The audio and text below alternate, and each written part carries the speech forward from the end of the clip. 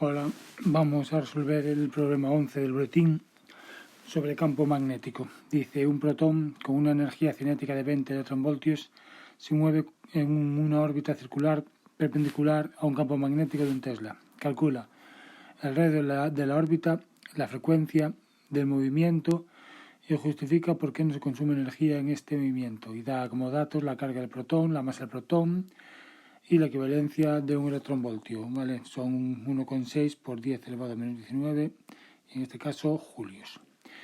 Bien, ¿qué va a pasar en estos casos? Vamos a identificar qué pasa en el movimiento. Entonces, vamos a suponer que la velocidad viene sobre el eje X, ¿no? Aquí la tenemos. Esta velocidad que lleva este protón inicialmente en su trayectoria circular, vemos que tiene un campo magnético perpendicular, como nos dice el ejercicio. Por lo tanto, yo voy a suponer que el campo magnético va en el eje Y en la dirección negativa, porque me es más fácil así utilizar la regla de la mano derecha. Si colocamos el dedo índice en el sentido y dirección de la velocidad, apoyamos el dedo corazón en el papel, la uña, vemos que si levantamos el pulgar, el vector pulgar va a ir hacia arriba y esto es la fuerza magnética, va a ir en el sentido más K.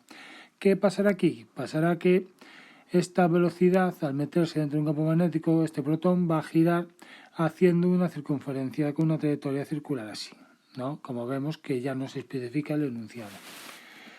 Para ver el radio de la órbita, aplicamos la segunda ecuación de Newton, la segunda ley de la dinámica. Nos dice que la suma de fuerzas es la masa por la aceleración. En este caso vemos que la única fuerza que va a actuar es la fuerza magnética, que como ya vimos es la carga por el producto vectorial de la velocidad por el campo magnético. Esto, en forma de módulo, quedaría el producto de los tres valores modulares, la carga, la velocidad y el campo magnético, por el seno del ángulo que van a formar, en este caso, el campo magnético y la velocidad. Y como vemos aquí, en este caso, es 90 grados. Por lo tanto, esto va a ser 1, ya que el ángulo va a ser de 90 grados.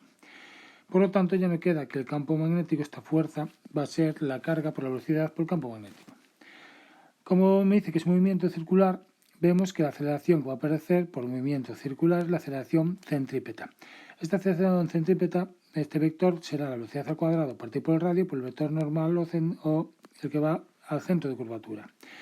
Por lo tanto, igualando ambos módulos, vamos a tener que la carga por la velocidad por el campo magnético es igual a la masa por la velocidad al cuadrado por el radio. Como es aquí, una velocidad en un lado y otra velocidad en el otro lado se me van a ir.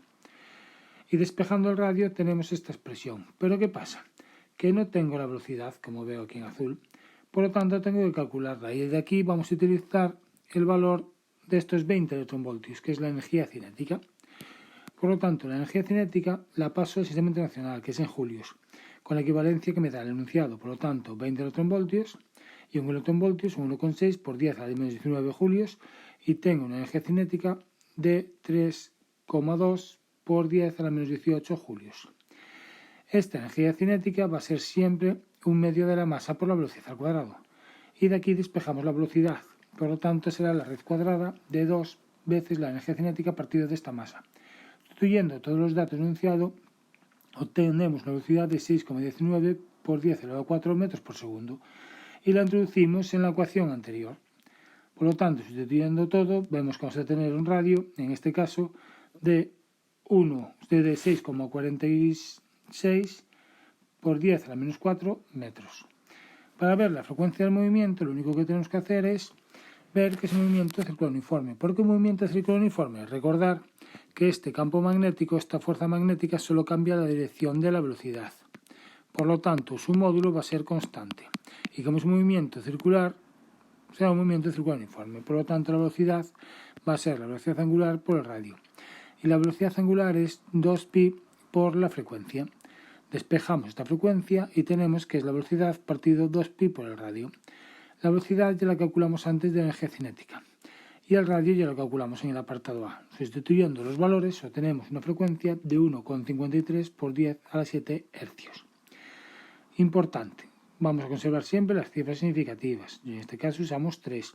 Y muy importante la notación científica. Y no olvidarse de las unidades. que son fundamentales. ¿Cómo vemos que esto no consume energía? Pues bien, sabemos que el trabajo va a ser la integral de la fuerza por el desplazamiento.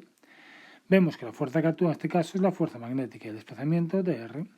Pero sabemos que esta fuerza magnética siempre va a ser perpendicular a la velocidad, porque es un producto vectorial de velocidad por el campo magnético.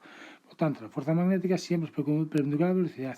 Y en cada punto, la velocidad siempre es paralela al vector de desplazamiento. Siempre. Por lo tanto, de aquí concluimos, como podemos ver, que la fuerza magnética va a ser en todo momento perpendicular al desplazamiento.